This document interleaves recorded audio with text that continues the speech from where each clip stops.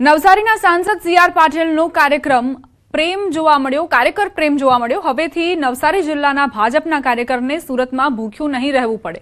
સફાઈ કર્મચારી સન્માન કાર્યક્રમમાં સી.આર. પાટીલની લાગણીસભર જાહેરાત. ભાજપ કાર્યકર જો મેડિકલ ઇમરજન્સી માટે સુરત આવે તો પોતાની ઓફિસથી ભોજન મળશે. પરિજનની સેવામાં રહેતા ભાજપ કાર્યકરને હવે સી.આર. પાટીલ ઓફિસ તરફથી ટિફિન સેવા મળશે.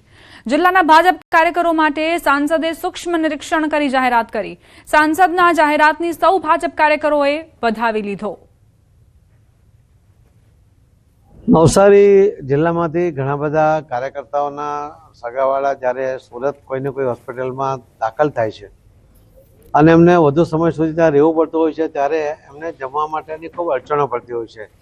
દૂર સુધી જવું પડે, લઈ આવવું પડે, અથવા તો સમય પણ ન મળે, પેશન્ટને મૂકીને જઈ શકતા નથી.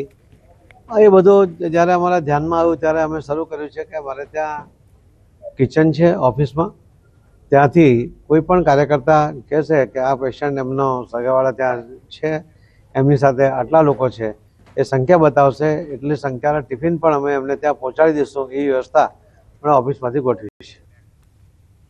ગીર પૂર્વ અને ગીર પશ્ચિમમાં સિંહોના મોતની ઘટનાની તમામ માહિતી દિલ્હી સુધી પહોંચતા ઘેરા પ્રત્યાઘાતો પડ્યા.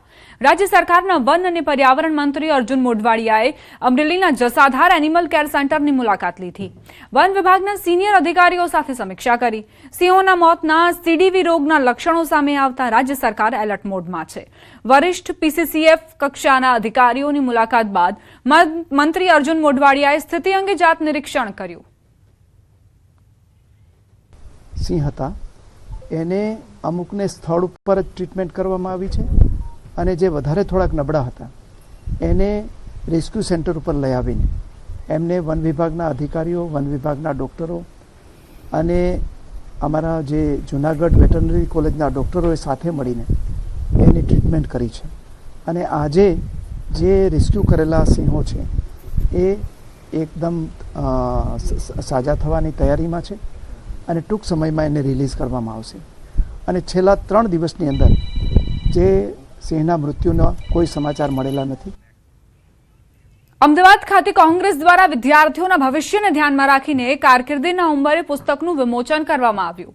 કોંગ્રેસ મીડિયા કન્વીનર અને પ્રવક્તા મનીષ દોશી દ્વારા સંપાદિત પુસ્તક ધોરણ 10 અને 12 પછી વિદ્યાર્થીઓ માટે ઉપલબ્ધ વિવિધ કારકિર્દી વિકલ્પો અંગે માર્ગદર્શન પૂરું પાડે છે. પુસ્તકના વિમોચન પ્રસંગે મુકુલ વાસનિક, અમિત ચાવડા અને તુષાર ચૌધરી હાજર રહ્યા. પુસ્તકના માધ્યમથી હજારો વિદ્યાર્થીઓને યોગ્ય કારકિર્દી પસંદ કરવામાં મદદ મળી છે. પુસ્તકમાં 300 જેટલા કોર્સ અંગેની માહિતી આપવામાં આવી છે. કાર્યક્રમ દરમિયાન મનીષ દોશીએ કેન્દ્ર સરકાર દ્વારા 1 જૂનથી કપાસની આયાત પરનો પ્રતિબંધ હટાવવાના નિર્ણયને લઈને સરકાર પર આકરા પ્રહાર કર્યા.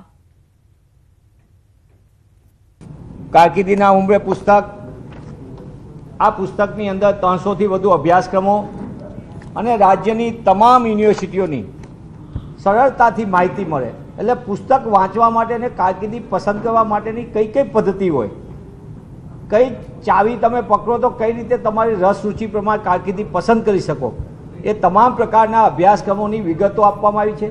અને વિદેશથી કપાસ આવશે તો ગુજરાતના ખેડૂતો અને દેશના ખેડૂતોને પારાવાર મુશ્કેલીનો સામનો કરશે. આજે પણ ગુજરાતના ખેડૂતોને, દેશના ખેડૂતોને મળવાપાત્ર લાભથી પૂરતા ભાવ નથી મળતા. રાજકોટના ધોરાજીમાં આવેલ ભાદર 2 ડેમને લઈને એક ગંભીર મુદ્દો સામે આવ્યો છે. ધોરાજી શહેર તેમજ આસપાસના 67 ગામોની જીવાદોરી સમાન ડેમમાં કેમિકલયુક્ત પ્રદૂષિત પાણી ગેરકાયદેસર રીતે છોડવામાં આવતું હોવાના આક્ષેપો ઉઠ્યા છે. સ્થાનિકો અને ખેડૂતોના જણાવ્યા મુજબ કેટલાક ઔદ્યોગિક એકમો દ્વારા ડેમમાં પ્રદૂષિત પાણી ભળતા પાણીની ગુણવત્તા પર પ્રશ્નો ઊભા થયા છે.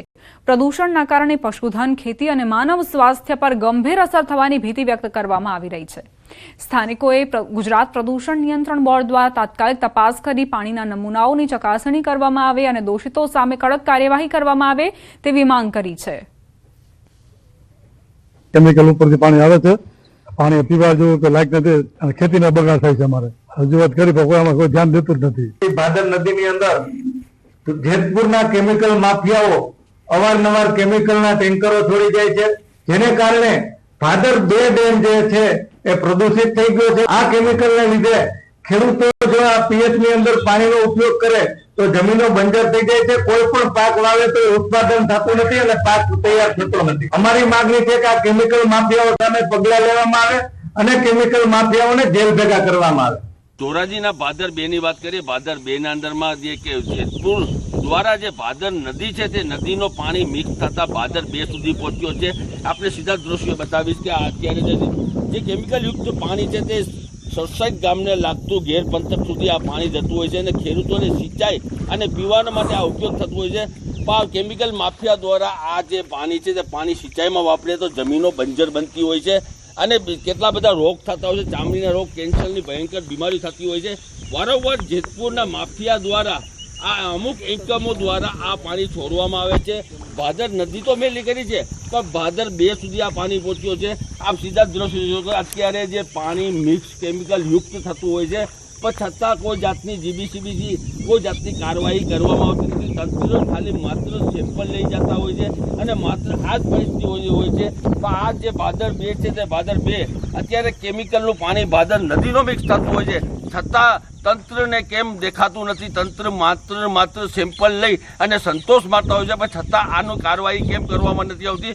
સરસાઈટ ગામને આ પાણી પૂરું પાડતું ભાદર 2 છે તે અત્યારે ખેડૂત પોતાની જમીનમાં સિંચાઈમાં ઉપયોગ કરે કે પીવામાં ઉપયોગ કરે તો પીવામાં કેટલી બધી બીમારી થતી હોય છે અને જો સિંચાઈમાં ઉપયોગ કરે તો ભયંકર જે જમીનો છે તે બંજર બની જતી હોય છે, તે પાકમાં નુકસાન થતું હોય છે છતાં તંત્રને કેમ દેખાતું નથી? એક મોટો સવાલ છે. મુનાફ બકારી, ન્યૂઝ ગુજરાતી, ધોરાજી. પંચમહાલના વેજલપુર બાગાયત ફાર્મમાં વાવાઝોડાથી કેરીને મોટા પાયે નુકસાન થયું છે. અંદાજે 40 વીઘામાં 2000 કરતાં વધુ વિવિધ પ્રજાતિના આંબાના વૃક્ષ આવેલા છે. મોડી રાત્રે પવન સાથે આવેલા વાવાઝોડા દરમિયાન અંદાજે 400 મણ ઉપરાંત કેરી પરથી આંબા ખરી પડ્યા. જમીનદોસ્ત થઈ કેરી ખરી પડી હોવાના સમાચાર. નડિયાદના વેપારી દ્વારા ટેન્ડર પ્રક્રિયાથી રોજીરોટી મેળવવા કેરી વેચાણ લેવામાં આવી હતી અને વાવાઝોડા અને વરસાદી માહોલમાં કેરી જમીનદોસ્ત થતા ફાટી જવાથી ભારે નુકસાન થશે તેવી ચિંતા વેપારીઓએ વ્યક્ત કરી રહ્યા છે અને સરકાર પાસે વળતરની આશા વ્યક્ત કરી રહ્યા છે. અમે બગાયત કેરીનું ફાર્મ લીધું હતું તે માટે અમે વ્યાજે પૈસા લઈને અમે બગાયત ખરીદ્યું હતું કેરી. હવે અચાનક વરસાદ ને વાવાઝોડું આવવાથી ઘણું બધું નુકસાન થયું છે. અમે 17 લાખની ખરીદી સામે અમે વ્યાજે ધિરાણ લઈને આંબાની કેરીના ફળ લીધા હતા. તેમાં અચાનક રાત્રે તોફાન તથા વરસાદ આવવાથી અમને ઘણું બધું નુકસાન થયેલ છે. હવામાન વિભાગની આગાહી મુજબ ગુજરાત રાજ્યના કેટલાક વિસ્તારોમાં પ્રી મોન્સૂન એક્ટિવિટીના ભાગરૂપે વાવાઝોડું અને વરસાદ થવાની શક્યતાઓ વ્યક્ત કરવામાં આવી હતી. જે મુજબ ગત મોડી રાત્રે પંચમહાલ જિલ્લામાં ભારે પવન સાથે વાવાઝોડા સાથે વરસાદ ખાબક્યો હતો. હું આપને સીધા દ્રશ્યો બતાવીશ. આપ દ્રશ્યોમાં જોઈ શકો છો. હાલ આપણે પંચમહાલ જિલ્લાના બાગાયત કેન્દ્ર ખાતે છીએ અને બાગાયત કેન્દ્રની આ વાડી છે. અંદાજિત 50 એકર જમીનમાં પથરાયેલી વાડીમાં 2000 થી વધુ વિવિધ પ્રજાતિના આંબા આવેલા છે અને આંબા પર હાલ કેરીના ફળ લાગ્યા છે. તેને એક વેપારી દ્વારા ખરીદવામાં આવ્યા હતા ટેન્ડર પ્રક્રિયાથી અને આ હાલ જે કેરીના ફળ છે તે તોડવાની કામગીરી ચાલી રહી હતી. દરમિયાન જ વાવાઝોડું આવતા કેરીને ભારે નુકસાન થયું હતું. ગત મોડી રાત્રે આવેલા વાવાઝોડા દરમિયાન જે અહીંયાના વેપારી છે તેના જણાવ્યા અંદાજિત 400 થી 500 મણ કેરી છે જમીનદોસ્ત થઈ હતી અને જમીનદોસ્ત થતા જ કેરી ફાટી ગઈ છે અને તે હવે પાકવાની કે વેચાવાની શક્યતાઓ નથી, જેથી ભારે નુકસાન થયું હોવાનું તેઓ હાલ શક્યતા વ્યક્ત કરી રહ્યા છે. સાથે સાથે સરકાર પાસે એક અપેક્ષા પણ વ્યક્ત કરી રહ્યા છે કે આ કેરી છે નુકસાન છે તેનું સર્વે કરવામાં આવે અને સર્વે કરી અને વળતર આપવામાં આવે. તે રોજીરોટી મેળવવાની અપેક્ષા હતી તે સંતોષી શકાય એમ છે. રાજેશ જોશી, ન્યૂઝ 18 ગુજરાતી, ગોધરા, પંચમહાલ. ગીર સોમનાથ જિલ્લામાં ઉનાળાની ઋતુ દરમિયાન પાણીની ઉપલબ્ધતા અંગે રાહતભર્યા સમાચાર છે. જિલ્લામાં આવેલા 5 મુખ્ય સિંચાઈ ડેમોમાં હાલમાં પૂરતો પાણી ન હોવાથી આગામી ચોમાસું લંબાય તો પણ પાણીની કોઈ સમસ્યા નહીં સર્જાય. સિંચાઈ વિભાગના અધિકારીઓએ જણાવ્યું છે કે પીવાનું પાણી, સિંચાઈ તેમજ ઔદ્યોગિક ઉપયોગ માટે હાલ પૂરતો જથ્થો ઉપલબ્ધ છે. ગીરના જંગલ વિસ્તારોમાં વસતા વન્ય પ્રાણીઓ માટે પણ પાણીની વિશેષ વ્યવસ્થા કરવામાં આવી છે. અધિકારીએ જણાવ્યું છે કે વન્યજીવો માટે અલગથી પાણીનો જથ્થો રિઝર્વ રાખવામાં આવે છે. ગીર સોમનાથ જિલ્લામાં 5-6 ડેમો છે, એમાં 70-80% પાણીનો જથ્થો છે. તો જો વરસાદ ખેંચાતા અમને હજી 1-2 પાણી આપે તો શેરડીનો પાક અને મગફળીને અમે પાણી આપી શકીએ અને આ કેનાલ થકી અમારા કૂવા પર રિચાર્જ થઈ શકે. કેનાલુએ ઉનાળુ પાકું 3 પાણી આપ્યા છે ને જો વરસાદ ખેંચાતા હજી 1-2 પાણી આપે તો ખેડૂતોને ફાયદો થાય છે. સિંચાઈ માટે આપણે દર વર્ષ જે રિઝર્વ જથ્થો રાખીએ છીએ એ હાલ અત્યારે પર્યાપ્ત માત્રામાં ઉપલબ્ધ છે. આપણે વન્ય પ્રાણી માટે પણ રિઝર્વ જથ્થો રાખીએ છીએ, ખાસ કરીને જંગલ વિસ્તારના ઓલા નહીં. આ વખત આપણી પાસે ડેમમાં પૂરતો જથ્થો હોય જેથી કોઈ પાણીની અછત આવે એવી શક્યતા નથી. અધિક માસની જેઠ સુદ પૂર્ણિમાના પાવન અવસરે અંબાજી ધામમાં ભક્તોની ભારે ભીડ જોવા મળી. વહેલી સવારથી જ મોટી સંખ્યામાં શ્રદ્ધાળુઓ માતાજીના દર્શનાર્થે ઉમટ્યા હતા. ભક્તોને તડકો ન લાગે માટે પૂરા મંડપમાં ડોમ બનાવેલો છે. મંડપનો પંડાલ બનાવીને છાયાની વ્યવસ્થા કરી છે, સ્પ્રિંકલરની વ્યવસ્થા કરી છે, પાણીના ફુગરની વ્યવસ્થા કરી છે. આ સિવાય ઠંડી છાશ પણ ભક્તોને વિનામૂલ્યે મંદિર ટ્રસ્ટ તરફથી આપવામાં આવે છે. ભક્તોની મોટી સંખ્યામાં અહીંયા દર્શને લોકો પધાર્યા છે.